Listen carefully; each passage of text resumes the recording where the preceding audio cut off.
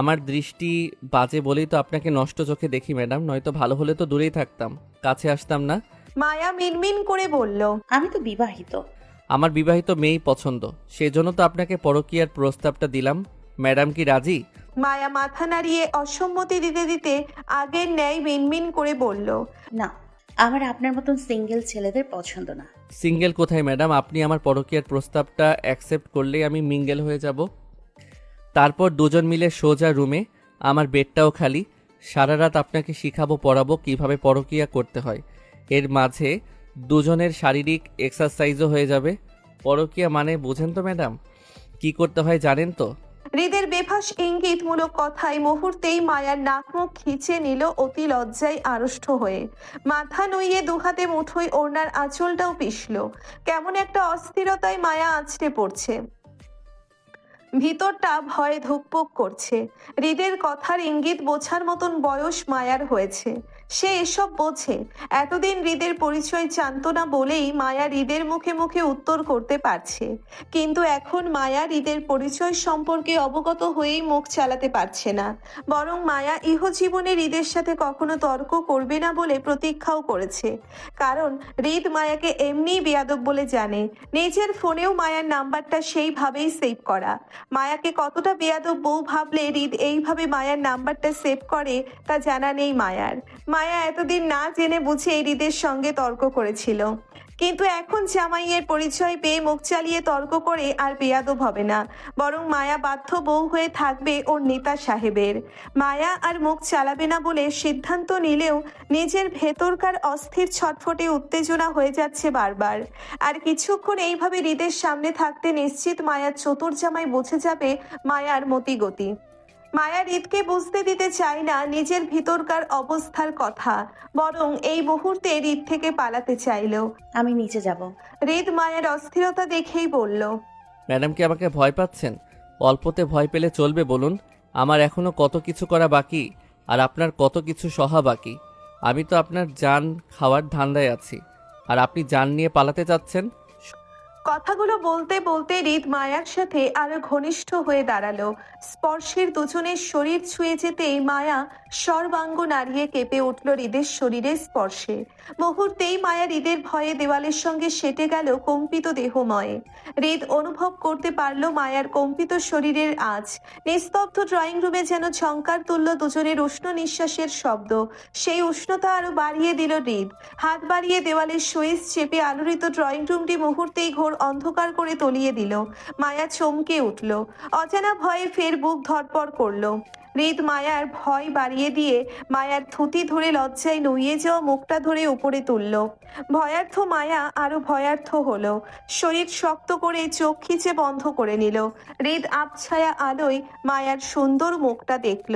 মুখোমুখি হওয়ার দরুন হৃদের উষ্ণ নিঃশ্বাসের বাতাস মায়ার মুখে অনুভব করতেই মায়ার তরতর করে কাঁপল। হৃদের ঘোর লাগা চোখে মায়ার কম্পিত চোখ জোড়া দেখল। হাত বাড়িয়ে মায়ার মসৃণ গালে স্পর্শ করলো। অপর হাতটা নেমে আসলো মায়ার কোমরে। হৃদ চোখ আউড়িয়ে মায়ার মায়াময় মুখ আবারও একবার দেখলো। তার অবাধ্য মন আরো অবাধ্য হলো। হৃদের মনে হচ্ছে তার অবাধ্য মন অবাধ্য বউটাকে কাছে পাওয়ার খুশিতে আত্মহারা হয়ে তার বুক থেকে লাফিয়ে না বেরিয়ে যায়, তাহলে তার সম্মান আর কিছুই থাকবে না। এই বেয়াদব বউটা চট করে বুঝে যাবে হৃদের কথা তার অবাধ্য মনটাও শোনে না, আসলে তার মন কথা শুনে তার বউয়ের। তখন হৃদের দুর্বলতা বুঝে যাবে। যেটা হৃদ চাচ্ছে না তার ব্যক্তিত্বের বাহিরে গিয়ে এই নারী তার দুর্বলতা বুঝুক। তাছাড়া হৃদের মনের সাথে তার চোখ দুটোও চরম বেহায়া। সারাক্ষণ অস্থির হয়ে কিভাবে বউকে খুঁজে বেড়ায়। এত অবাধ্যের মাঝে হৃদ যে কিভাবে বাধ্য থাকবে সেটাই বুঝে পায় না। মাঝে মাঝে তো হৃদের নিজের জন্যেই মায়া হয়। সে কিভাবে এত অবাধ্যদের মাঝে পড়ে গেল? তার মন কথা শোনে না, চোখ কথা শোনে না, হাত কথা শুনে বউকে ছুতে যায়, আর শরীরটাও কেমন বউ বউ। সবচেয়ে বড় কথা হলো তার অবাধ্য বউটাই তার কথা শোনে না। হৃদের ঘোর লাগা মন ঠিকরে উঠল মায়ার তীর তীর করা কম্পিত ঠোঁটের দিকে তাকিয়ে। ঘোর লাগার মতন আসক্ত হয়ে হাতের উল্টো পিঠে ছুয়ালো মায়ার গালে। গালে পড়া মায়ার চুলগুলো হাতের উল্টো পিঠে সরিয়ে দিতে দিতে হৃদ শব্দ করে চুমু খেলো মায়ার গালে। জীবনের প্রথম চুমু হৃদ থেকে পেতেই মায়ার কম্পিত শরীরের কম্পন আরো বাড়ল। শরীর শক্ত করে নিঃশ্বাস নিতে ভুলে গেল ভয়ে আর উত্তেজনায়।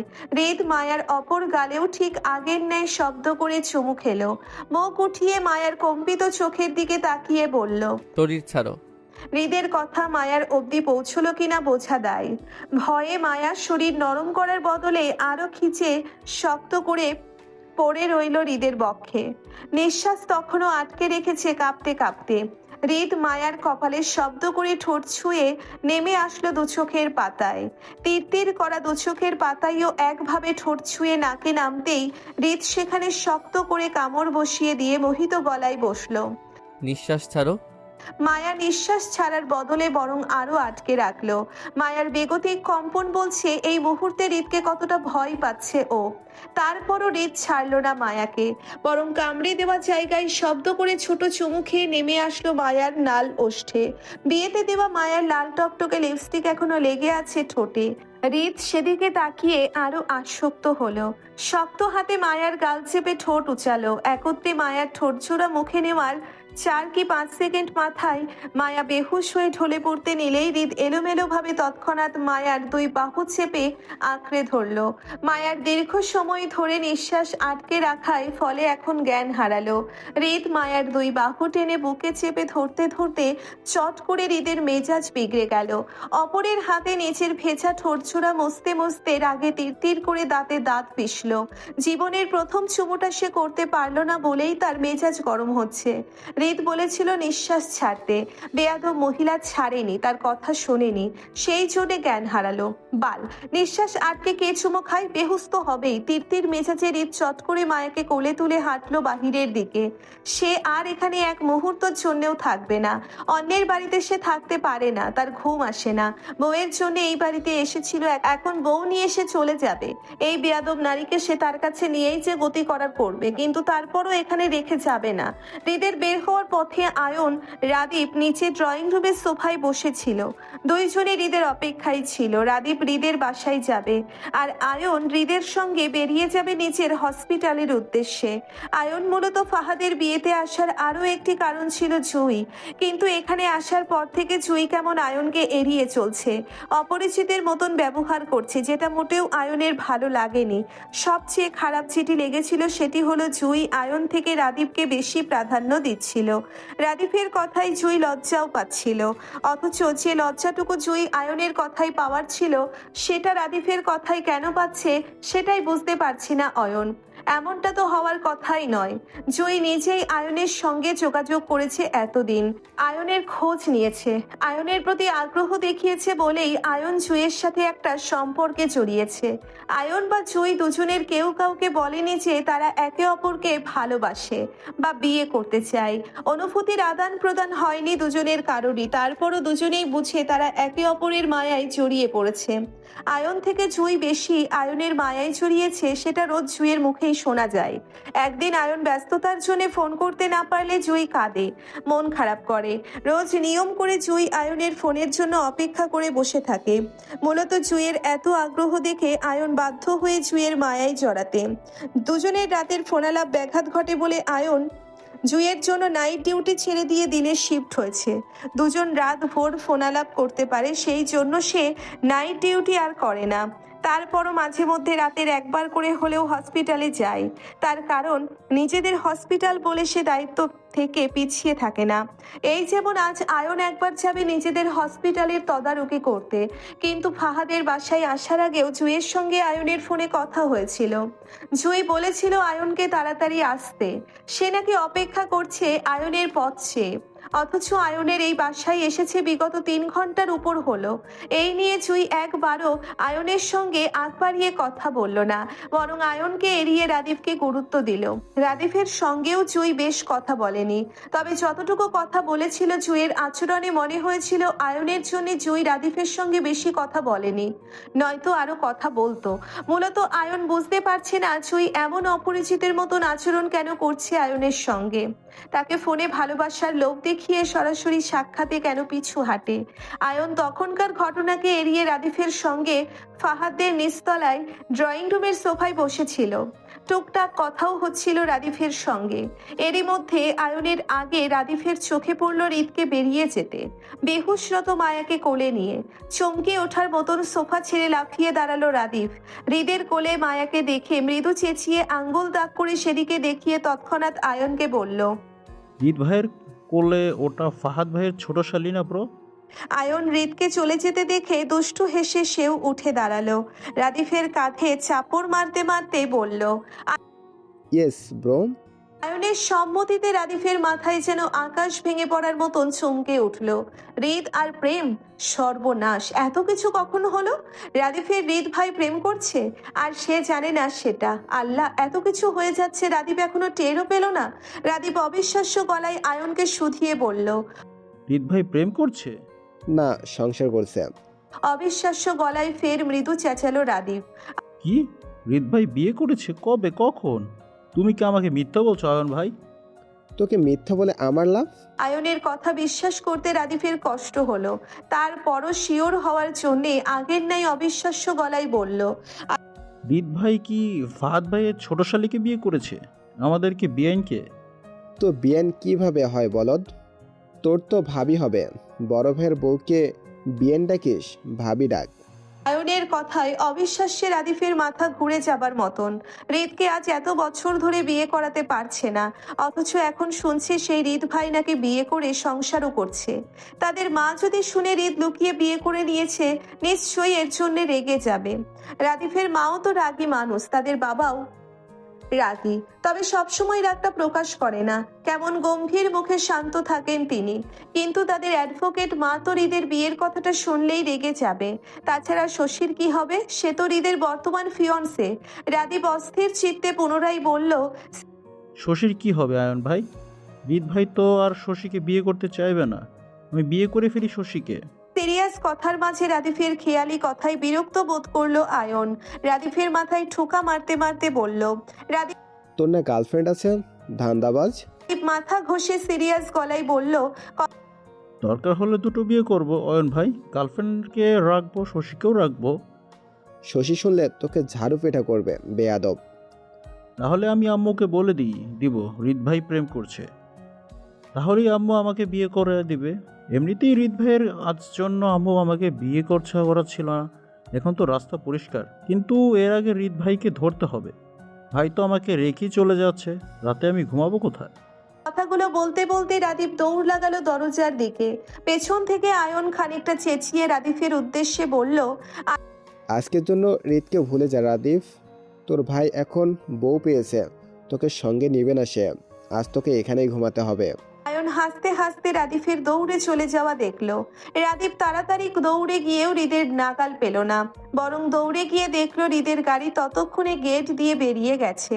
পেছন থেকে রাদীপ যে এত করে ডাকলো তাকে সঙ্গে করে নিয়ে যেতে, কিন্তু হৃদ তো শুনলই না, বরং গাড়ি স্পিডে টেনে হৃদ চলে গেল।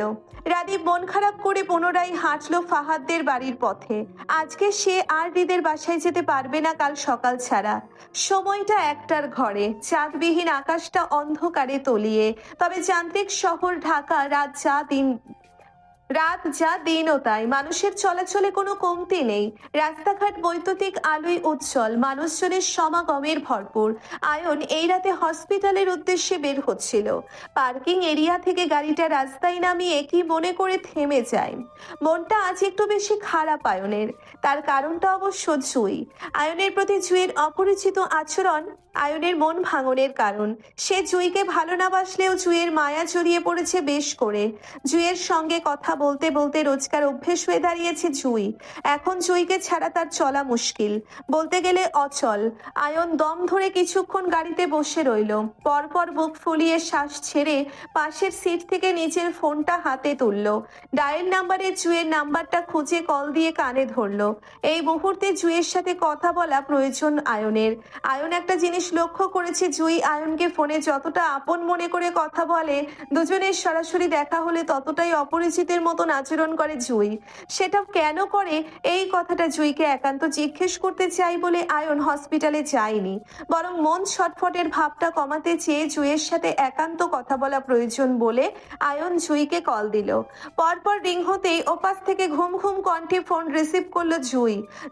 আসসালামু আলাইকুম। জুইয়ের ঘুম চড়ানো কণ্ঠের সালাম পেয়েই আয়নের বুক শীতল হলো। মনে মনে সালামের উত্তর দিয়ে আয়ন গম্ভীর কণ্ঠে বলল। নিচে আসুন জুই, আমি অপেক্ষা করছি। আয়নের গম্ভীর কণ্ঠে ধর ফরিয়ে শোয়া থেকে উঠে বসলো জুই। কান থেকে ফোন উঠিয়ে নাম্বারটা এক পলক দেখে নিতেই ভালো লাগা চেয়ে গেল মনে। স্ক্রিনে রাদিফের নামটা দেখে কিঞ্চিত লজ্জা পাওয়ার মতন পাশে ঘুমিয়ে থাকা সেজুতির দিকে তাকালো। মায়াকে নিজেদের পাশে না দেখে ভাবলো মায়া হয়তো শ্রেয়ার কাছে গেছে। তখন মায়া বেরিয়ে যাওয়ার সময় সেজুতির সাথে কথা বলে ঘুমের মধ্যে জুইয়ের কানে এসেছিল বলে মায়াকে নিয়ে জুই অত টেনশন করলো না। তবে আয়নকে রাদীপ ভেবে পুনরায় ফোনটা কানে তুলল। লজ্জা পাওয়ার মতন করে ফিসফিস করে বলল, এত রাতে আসবো? হুম। যদি বাড়ির কেউ আমাদের দেখে ফেলে তাহলে? জুইয়ের কথা শেষ হওয়ার আগেই আয়ন বলল, কেউ দেখবে না জুই, আমি আছি, আপনি আসুন। কোথায় আসবো?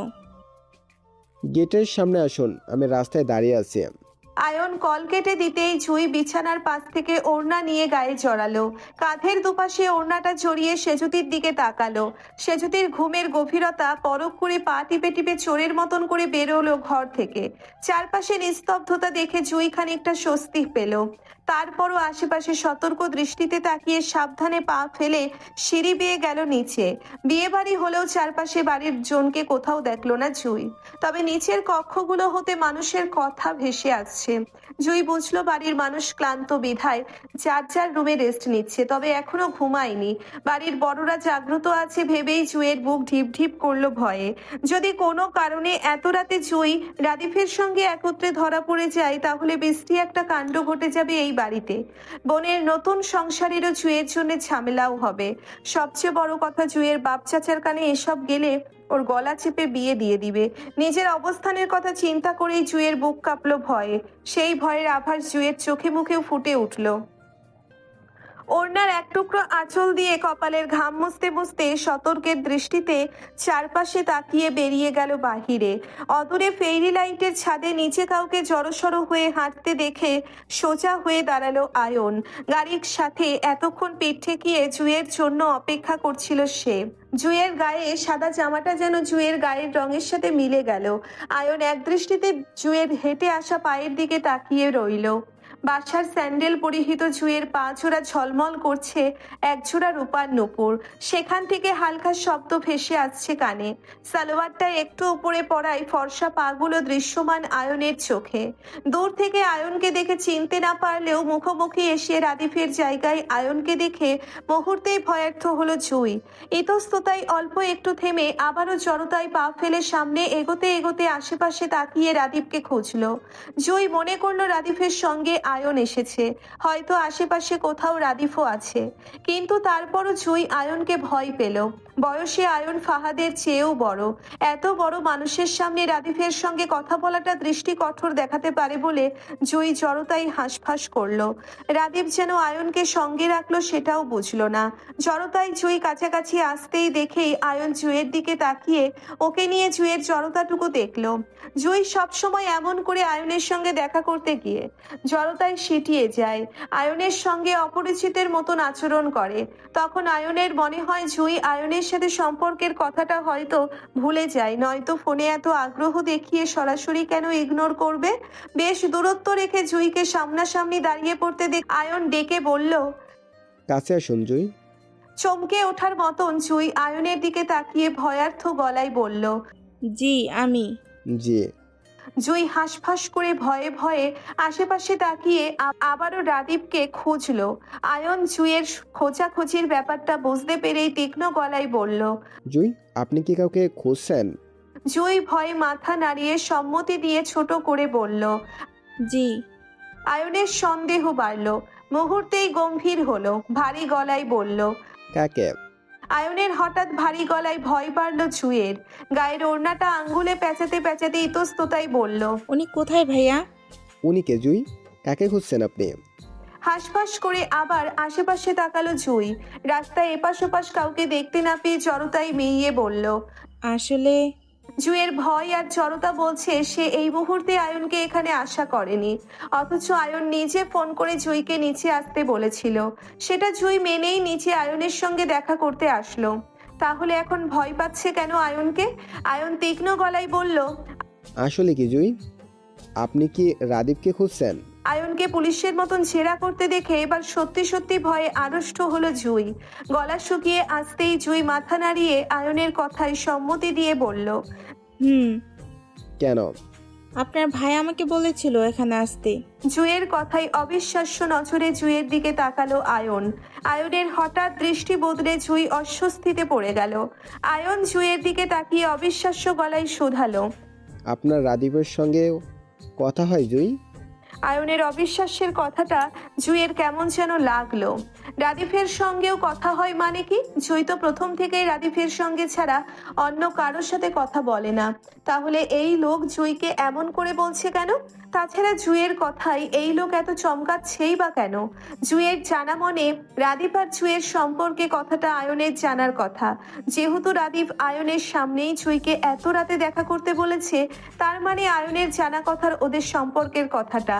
জুই আয়নের কথাটা না বুঝেই মাথা নাড়িয়ে সম্মতি দিয়ে বলল। জি হয়। জুইয়ের সম্মতিতে আয়নের মাথায় আকাশ ভেঙে পড়ার ন্যায় শক হলো। অবিশ্বাস্য নজরে জুইয়ের দিকে তাকিয়ে থেকে বলল। আপনি কতজনের সঙ্গে কথা বলুন জুই? আয়নের কথাটা পছন্দ হলো না জুইয়ের, খানিকটা অসন্তুষ্টি গলায় বলল। আমি বাজে মেয়ে নই ভাইয়া, প্লিজ আমাকে ওভাবে ভাববেন না।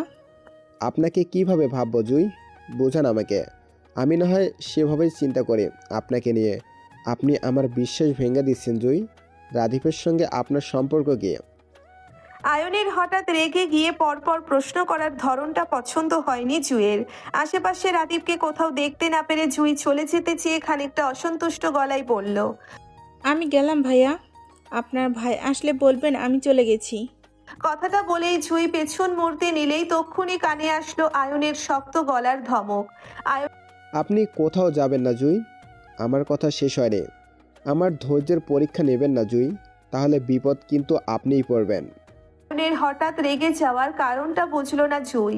এই মুহূর্তে আয়নের সামনে দাঁড়িয়ে ঝামেলা বাড়াতে চাচ্ছে না বলেই আয়নকে অপেক্ষা করে জুই আবারও চলে যেতে নিতে তৎক্ষণাৎ আয়ন তেড়ে এসে জুইয়ের বাহু চেপে নিজের কাছে টানলো। নিজের রাগ কন্ট্রোল করতে চেয়ে চোয়াল শক্ত করে আয়ন বলল। আমাকে ঠকাবেন না জুই, আমি কিন্তু সহ্য করব না এসব।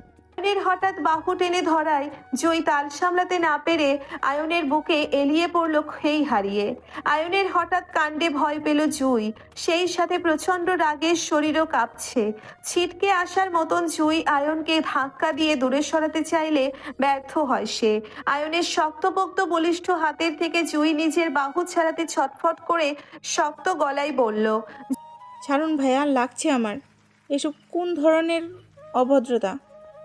একটা মেয়েকে কেন এভাবে হেনস্থা করছেন? ছাড়ুন বলছি।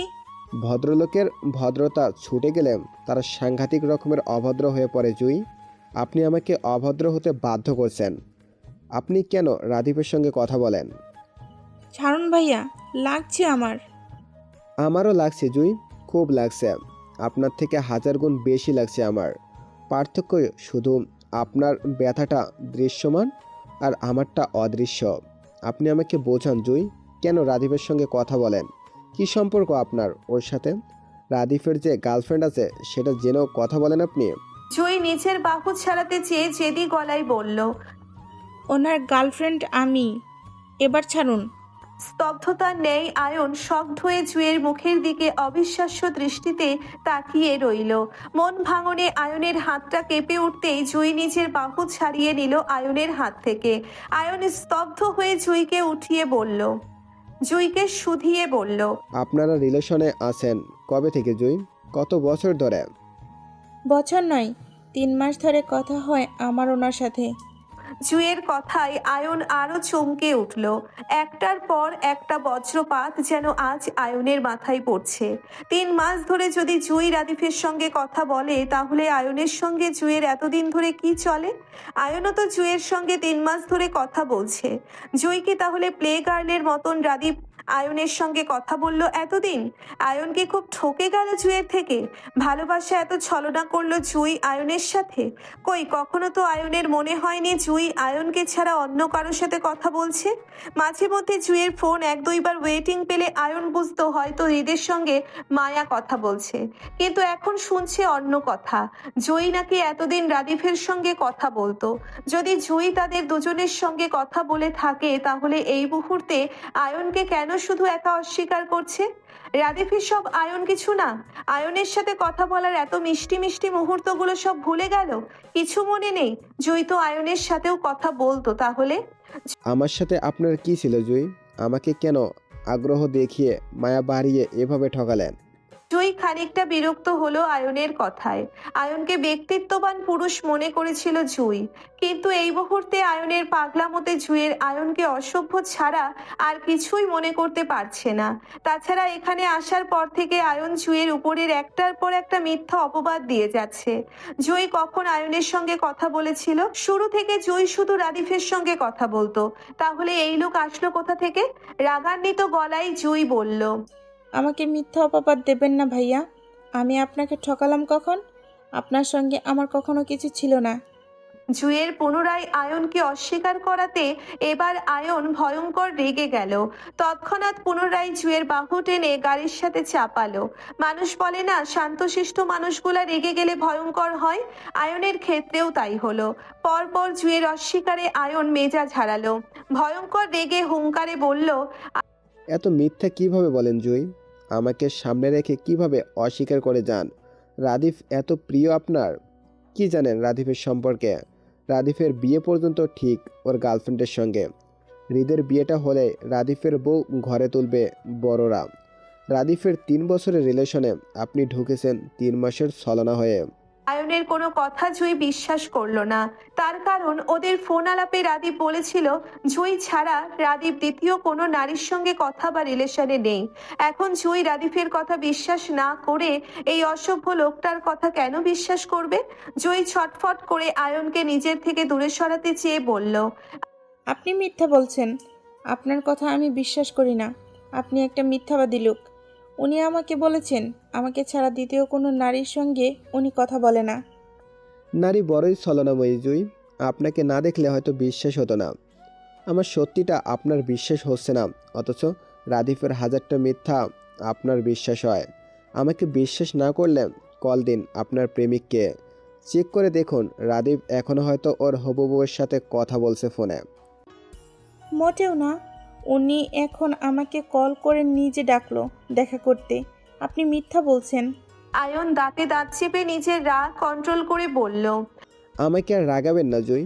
এমনিতেই আমার মাথা ধপধপ করছে আপনার বেইমানিতে। আপনাকে এখানে আমি ডেকেছি। রাদিফ উপরে নিজের রুমে আছে, ফোন করুন ওকে। ওয়েট, আপনার হয়ে আমিই করছি। বলেই আয়ন জুঁইকে ছেড়ে দিয়ে নিজের ফোনটা পকেট থেকে বের করে রাদিফকে কল লাগালো স্পিকারের শেখে। সত্যি সত্যি রাদিফের কলটা ওয়েটিং দেখালো। জুঁই আয়নের ফোনের স্ক্রিনের দিকে কপাল কুঁচকে তাকিয়ে রইল অপরিচিত নাম্বার দেখে। জুঁই ভাবলো হয়তো এটা রাদিফের তৃতীয় নাম্বার হবে, আর নয়তো জুঁইয়ের কাছে রাদিফের আরও 2টো নাম্বার আছে যেগুলো দিয়ে ওরা কথা বলে, যদিও নাম্বারগুলো জুঁইয়ের মুখস্থ করা আছে। আয়ন রাদিফের ওয়েটিং নাম্বারটা দেখলো জুঁইকে। জুঁইয়ের বুকটা হঠাৎই ধুপ করে উঠল অজানা ভয়ে। মনে মনে আল্লাহর কাছে অসংখ্য দোয়া করলো যেন আয়নের কথাগুলো মিথ্যা হয়। রাদীপ যেন জুঁইকে ছাড়া অন্য কোনো নারীতে জড়িত না থাকে। এর মধ্যে রাদীপ আয়নের কলটা রিসিভ করে উচ্ছ্বসিত গলায় বলল, হ্যাঁ ওহন ভাই, বলো। রাগান্বিত আয়ন কথা পেঁচালো না রাদীফের সঙ্গে। এমনি আয়নের রাগের শরীর কাঁপছে। সে জানে রাদীপ কার সাথে কথা বলছিল। তারপর জুঁইকে শোনানোর জন্য আয়ন রাদীপকে প্রশ্ন করার মতন করে বলল, এত রাতে তোর ফোন ওয়েটিং কেন? কার সাথে কথা বলছিস? রাহার সাথে। ভাই ফোন কেন? কি কি হয়েছে, কিছু বলবে? রাহার সাথে তোর কয় বছরের রিলেশনশিপ জানিস রাদিফ? 3 বছরের ভাই? তুমি তো জানোই, তাহলে আবার প্রশ্ন করছো কেন? আয়ন এবার কথা না ঘুরিয়ে সরাসরি রাদীপকে জুঁইয়ের ব্যাপারে জানতে চেয়ে বলল। তাহলে জুয়ের সাথে কি চলে তোর? ওর সঙ্গে কেন কথা বলিস? কয়টা লাগে তোর? বেয়াদব হয়েছিস? কি বলছো ভাই? আমি আবার কার সাথে কথা বলবো? জুইকে আবার? আমি রাহাকে ছাড়া আর কারোর সাথে কথা বলি না। রাদীপের কথায় আয়ন অতি রাগে দাঁত পিষল। একদিকে জুঁই আয়নকে অস্বীকার করছে আর অন্যদিকে রাদীপ জুঁইকে অস্বীকার করছে। দুটোই মিথ্যাবাদী। আয়ন দাঁতে দাঁত চেপে বলল, শেষে রাদীপ, মিথ্যা বলবে না, তাহলে কিন্তু খুব খারাপ হবে। রাহার সাথে থাকা অবস্থায় জুয়ের সাথে কেন রিলেশনে গেলি তুই? সব কিছু তোদের কাছে ফান মনে হয়? মানুষের ফিলিংসের কোনো মূল্য নেই তোদের কাছে?